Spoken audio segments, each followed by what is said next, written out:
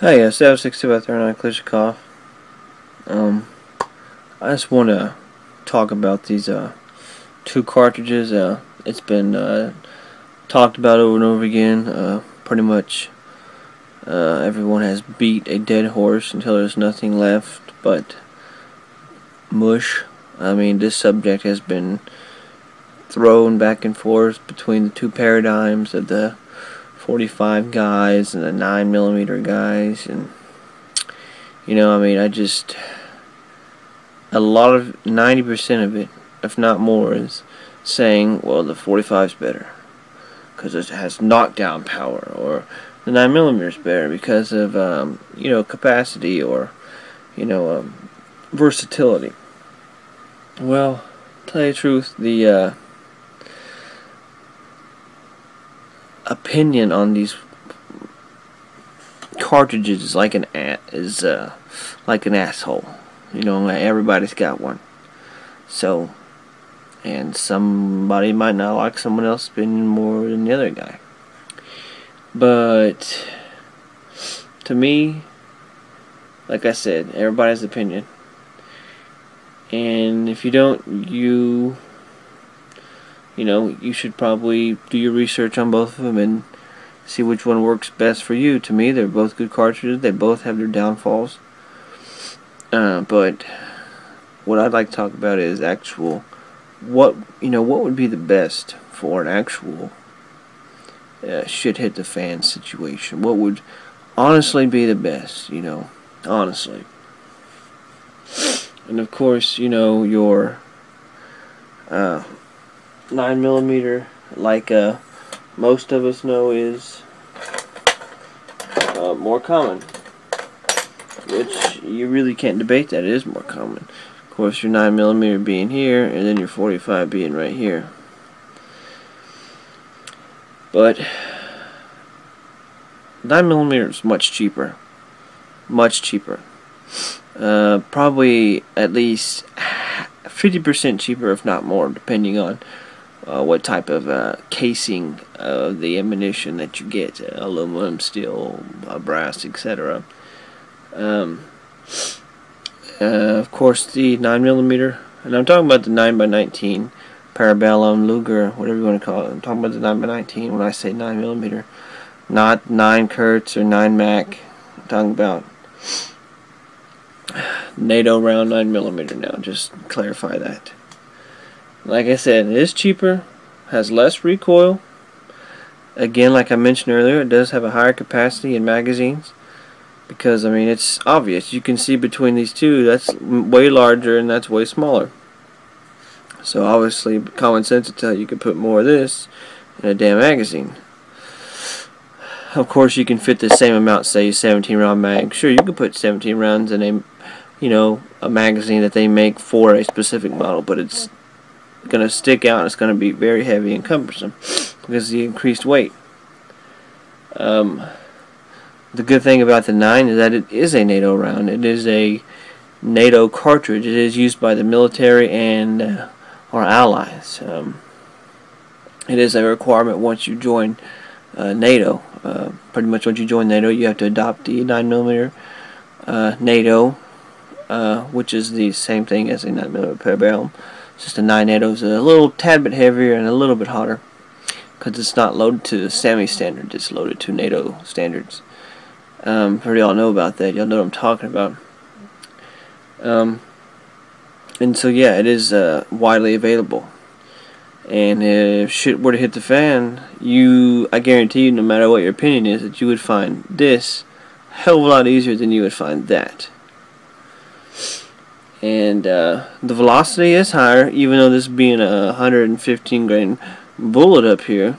The velocity of a standard 115 grain bullet is about anywhere between 1100 feet per second and 1300 feet per second. They say that the knockdown power is greater in a 45. Well, technically there's no such thing as a knockdown power in a bullet. That's that's wrong. I mean, that would literally, there was literally knockdown power in a round when you shot it. When you shot a projectile from your firearm with knockdown power per se, it would literally blow you backwards, probably injure you if it had knockdown power. Because if it had knockdown power, it would have to have enough force to literally stop a charging man, whatever you may have, dead in his tracks. Like if a damn, car was going full speed and hit a brick wall. That's, instantly stopping. And, it's like getting tased. You instantly freeze up and fall. I mean, that would be knockdown power, something that stops you and, blows you back. That would literally hurt you in the process. And I believe that has been proven to be a myth in terms of knockdown power in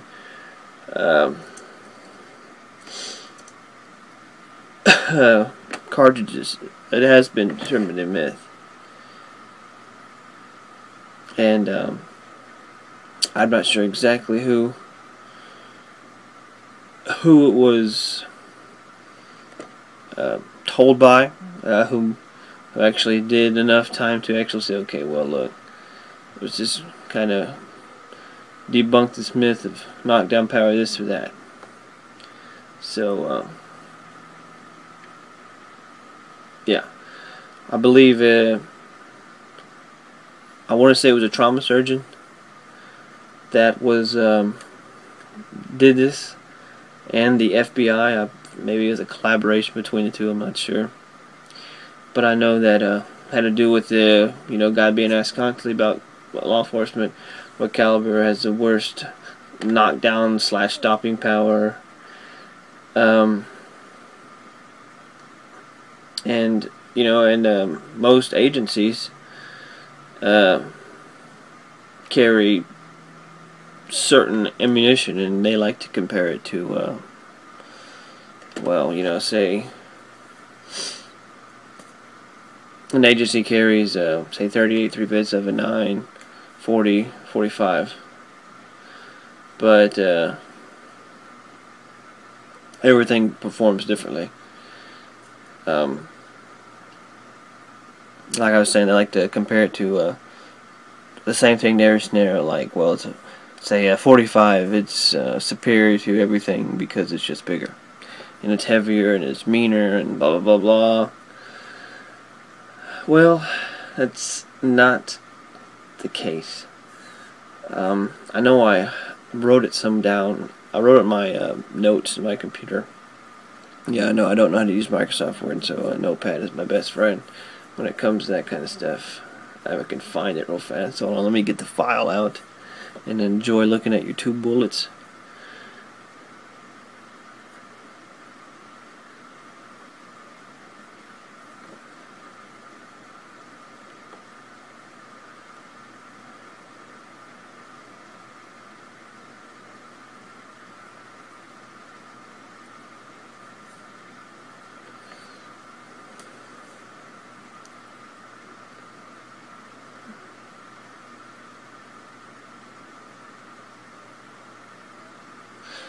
Shit, I can't find it. I'll just try to explain it the best I can. To me, defining stopping power, which would be more aimed toward this one, the 45, because stopping power is not really associated with the 9mm. It's a so-called 45 man stopper there. Well, you need to look at, can it immediately incapacitate a threat? Will it eventually incapacitate a threat? Does it make them, charge you less? Does it make them slow down, not continue the aggression? Does it actually knock the threat to the ground? And I believe that the actual definition of stopping power should be a certain ammunition's effectiveness to make a person unable to hurt or continue to fight and remain a threat to whoever he's remaining a threat to, officer, civilian, whatever. So in the 45's case, which is over here, you can use a really large round at a very high speed, say like a, I don't know, 25 millimeter gun, and which would produce a shitload of energy, and you could shoot him somewhere with the most effect, and it would incapacitate them solely on the fact that it's just large. Now that's to me, that's what, like, true stopping power. I mean, something like that with such grandiose weight and speed could hit you and just totally annihilate you and literally stop you no matter where it hits you. You know, and in that case, shot placement doesn't matter. I mean, if it fucking hits you in the shoulder, you're gonna die. If it hits you in your leg, you're gonna die. I mean, I don't give a shit. Something that large would just the force of it hitting you would, you know, if it hits your leg, chop it off and cause probably internal damage just from the reverberation of the kinetic energy. Not to mention the hydrostatic shock that would also be associated with it.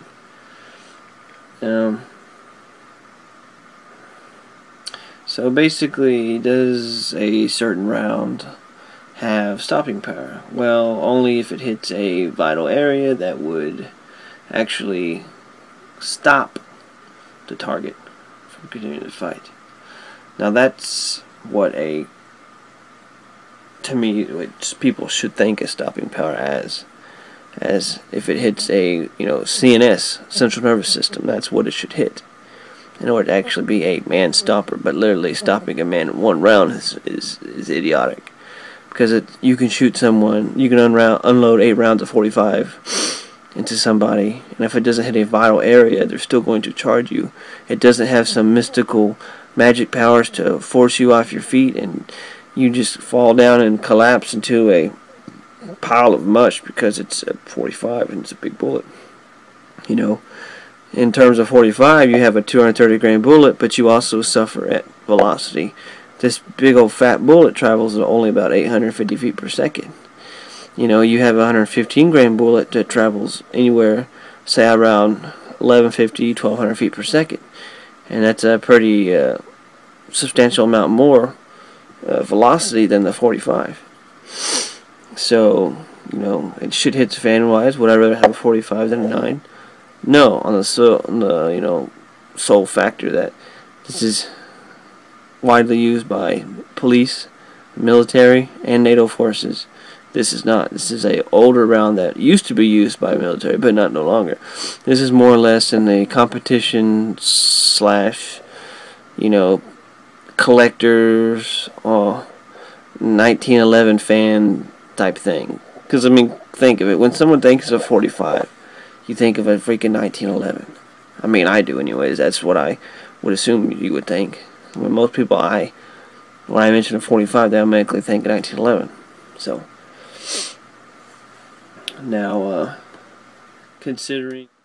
Yeah, sorry about that. My camera cut off, so I had to stop it and add this onto it. So, sorry about that if it bothers you that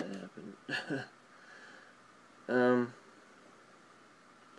So I guess, I don't know, like I was saying, the point is that there is not really any type of ammunition that will typically stop you that would, you would use in a real world scenario.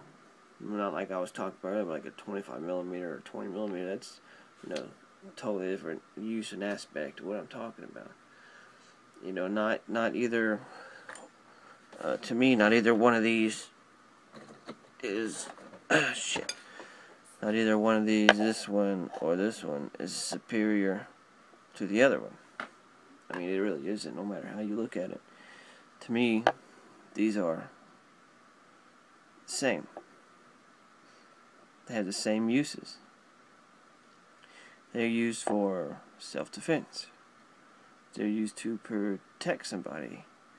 They're used for defense, offense. They're used in order to save you or someone else's life. They are meant for the same purpose. They are the same. If I shoot you with this one, or shoot you with this one, and I shoot you in the heart, do you honestly think that your body is going to know the difference between the two? Do you honestly think that, one is going to cause a greater type of damage than the other to that region? No. Doesn't matter if you shoot a wider diameter bullet into, say, like I was saying, the heart. You're still going to die. You're still going to die just as quick if I shot you with that one. That one. I don't know if in line y'all do ballistics, but if you test that hollow point and this hollow point, there are hollow points. You test it in, any type of ballistic gel, median, or usually a 50-gallon drum of water. That works good for making your bullets expand reliably. But usually when they are expanded, the 9 expanded and the 45 expanded are pretty close to the same diameter. Really are. So there's not a whole lot of difference in between the two when you use hollow points and expansion. I mean, most of your guys that use 9 that I know. I mean, a lot of people carry the light, but I carry 147 grain bullets, and they're traveling like at 950 feet per second, 900 feet per second. And people will use in standard 230 grain hollow point. That's traveling 850. So there's only like 100 to 100, maybe 150 feet per second difference in between the two. If you're using a heavier bullet, hollow point defensive round, 230 grain hollow point defensive round, they would travel at the same speed. So, really, yes, it's heavier. Yes, technically it has more kinetic energy. But this would be a lot more, make more sense. Because you could have more effect on the target for the purpose that you have more ammunition in your weapon to continue the fight. I love my 1911, but it does suffer the fact that it only has 7 to 8 to 9, 10 round magazine. Of course, you can carry a 30 round magazine if you want, but honestly, you honestly gonna carry that? If you have a CHL, or if you pull it out of your car, yeah, you might stick a damn 30 round stick in your freaking side of your seat. I don't know why you wouldn't, but 99% of you are just gonna carry 8, so probably 7 or 8 rounders in your 1911. And a lot of them say, well, if you makes you a better shooter because you have less ammo. Well, that's not true. Maybe on a piece of paper at the range, but take it from me. I was in Iraq, and I'm telling you right now, all that shit goes out the window real quick when you're fucking getting shot at. You're scared as fuck. And you're gonna fucking pull that trigger as fast and as many times as you can in the general direction as your target to try to take him down before he takes you down. So, if you have more ammo, which this is pretty much a little bit more than twice the amount that you can put in a 1911. And of course, yeah, they have polymer mags and all that. Polymer type pistols now that have high capacity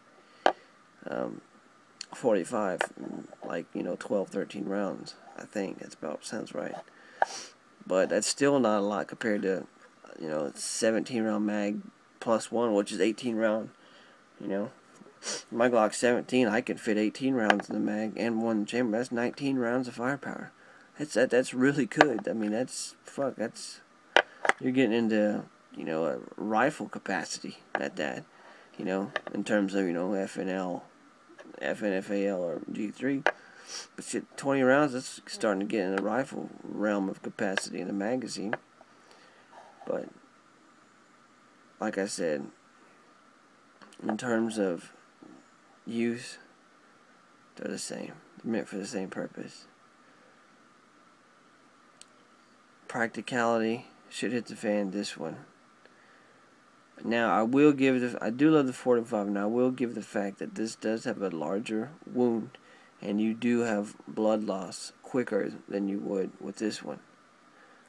But, say you're using full metal jackets, not hollow points in your weapons, you're going to probably have the same blood loss if you shot them with this or that one, or vice versa. For the simple fact that when you shoot someone with a full metal jacket, that you really don't have permanent tissue damage when you shoot them with this. Your organs are very elastic, so you have temporary, wound cavity damage. It just creates a temporary cavity, expands over the bullet, passes through, and everything tightens back up. So you're not really going to have much of a wound channel or bleeding out when using these. That's one reason these are used in the war, not hollow points. The more humane, quote unquote, shit. Not humane about getting fucking whacked with a fucking piece of lead at 1,000 feet per second. That's just my opinion, shit. But I don't know. So, but I mean, in general, comparing these two, it all matters where the shot is placed. You don't have a bigger willy because you carry this. You must hit them in a vital area. Central nervous system, period. That will shut down your target. Brain, lung, heart, spine. Especially the spine. If you can hit the spine from where it hits and down, it's not going to work no more. So you're pretty much going to knock them out of the fight. Pretty good. So,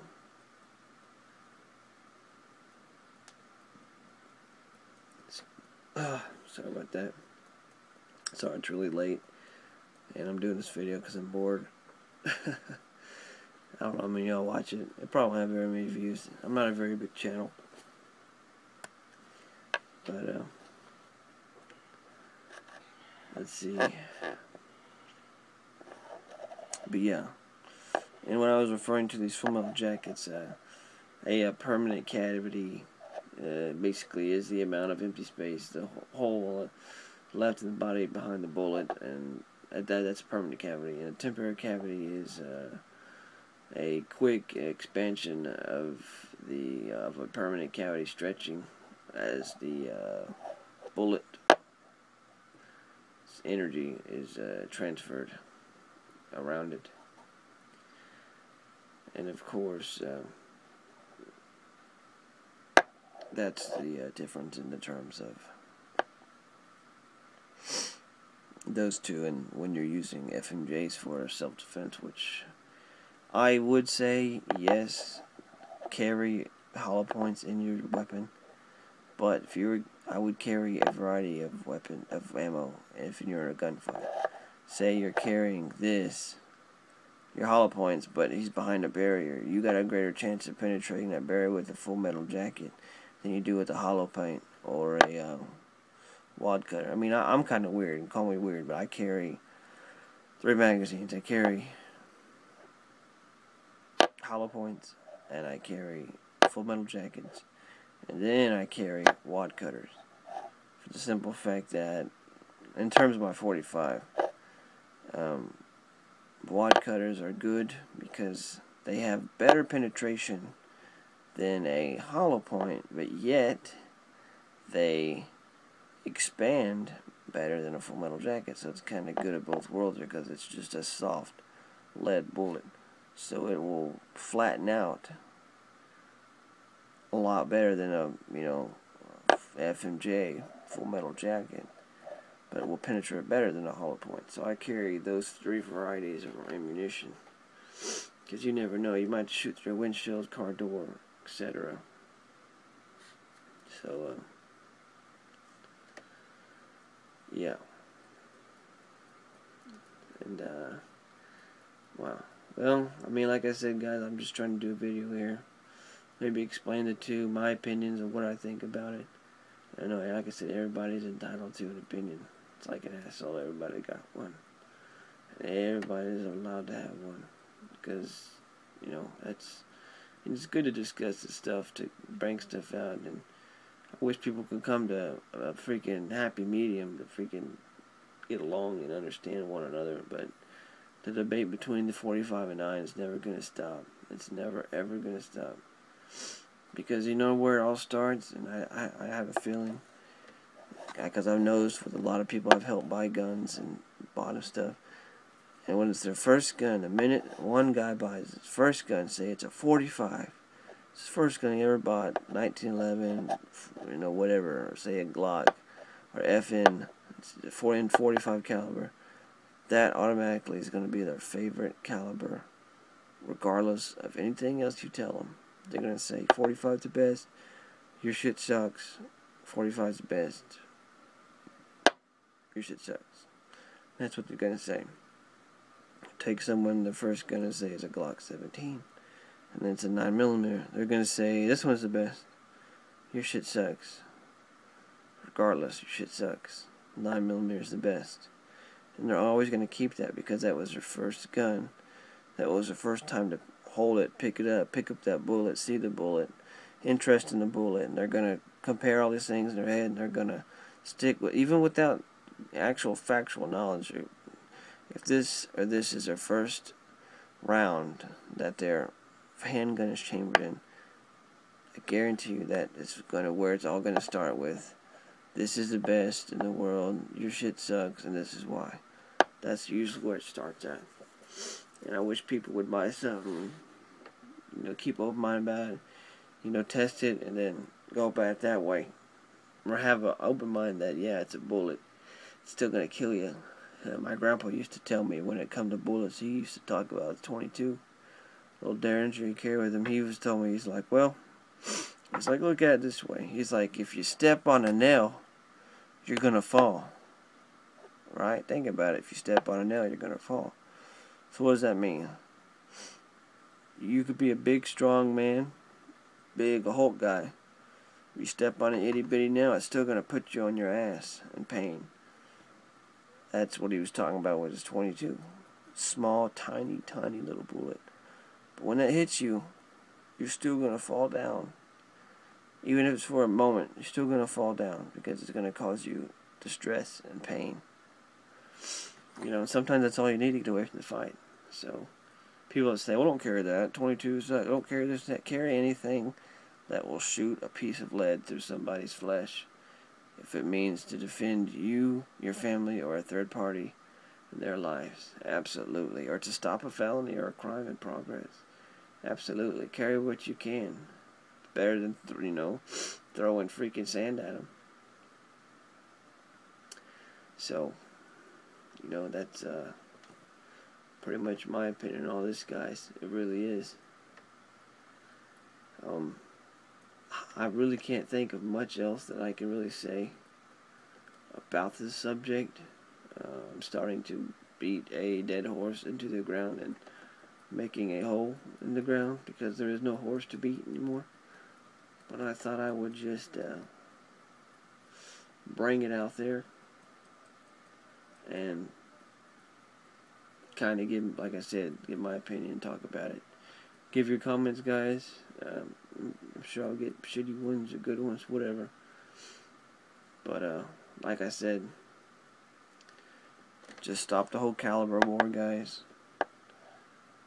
It's all about shot placement, and it's not about which caliber is superior than the other due to size, so-called performance, brand, looks, type, what gun it's shot out of.